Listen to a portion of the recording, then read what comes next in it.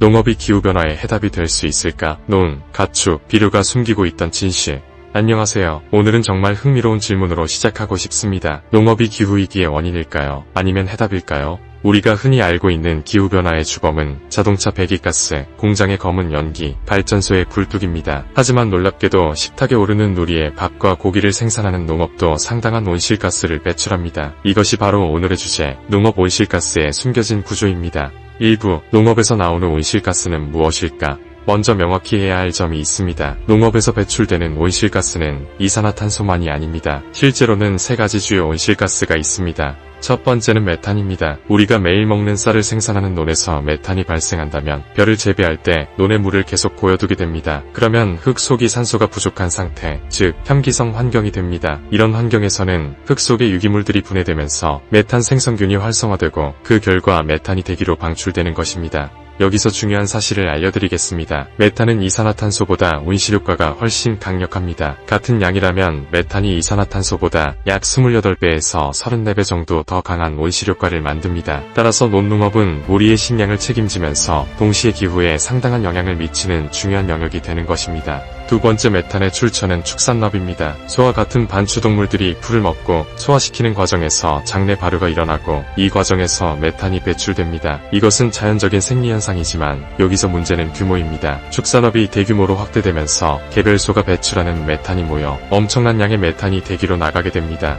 게다가 축산업은 소의 메탄 배출만의 문제가 아닙니다. 가축의 분유를 처리하는 과정에서도 추가로 메탄과 아산화질소가 발생합니다. 따라서 축사는 농업 온실가스 배출의 또 다른 핵심 축이 되는 것입니다. 세 번째는 아산화질소입니다. 이것은 주로 어디서 나올까요? 바로 우리가 농작물을 키우기 위해 뿌리는 비료에서 나옵니다. 질소 비료는 작물 생산에 필수적이지만 흙에 들어간 질소가 미생물의 질화와 탈질 과정을 거치면서 일부가 아산화질소로 변환됩니다. 아산화질소도 매우 강력한 온실가스인데 메탄과 다른 점은 대기 중에 매우 오래 머문다는 것입니다. 메탄은 약 10년 정도 지속되지만 아산화질소는 100년 이상을 지속하며 기후변화에 장기적인 영향을 미칩니다. 따라서 비료 사용에서 비롯된 아산화질소 배출은 오늘의 문제를 넘어 미래 세대에까지 영향을 미치는 것입니다.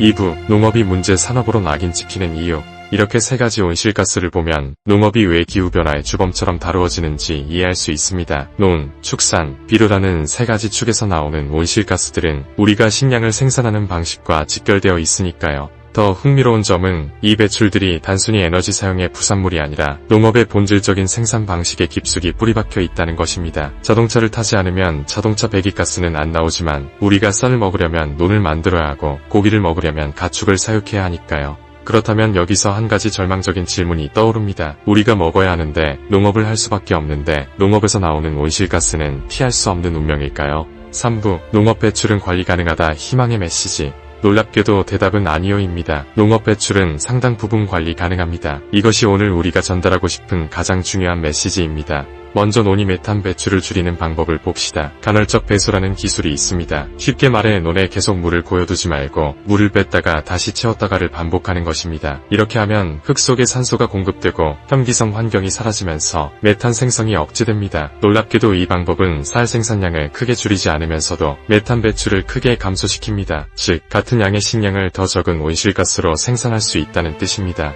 다음으로 축산에서의 메탄 배출 감축입니다. 가축에게 먹이는 사료의 조성을 바꾸면 장내 발효 과정에서 나오는 메탄을 줄일 수 있습니다. 고소화성 사료나 메탄 저감 첨가제를 사용하는 것이 한 방법이고 가축을 방목지에서 기르는 방식으로 전환하는 것도 메탄 배출을 줄이는 데 도움이 됩니다. 또한 축산 분뇨의 처리 방식도 중요합니다. 단순히 쌓아두는 대신 퇴비화하거나 바이오가스로 전환하면 추가적인 온실가스 배출을 줄이면서 동시에 에너지 자원으로 활용할 수 있습니다. 이것은 배출을 줄이면서 동시에 에너지 이득까지 보는 일석이조의 효과입니다.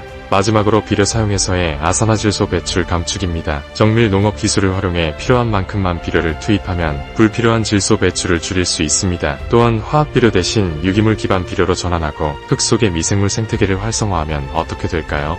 흙이 살아나면 미생물 균형이 회복됩니다. 그러면 흙이 질소를 더 효율적으로 활용하게 되고 자연스럽게 불필요한 아산화질소 배출은 감소합니다. 즉, 흙을 살리는 것이 곧 기후를 살리는 행동이 되는 것입니다.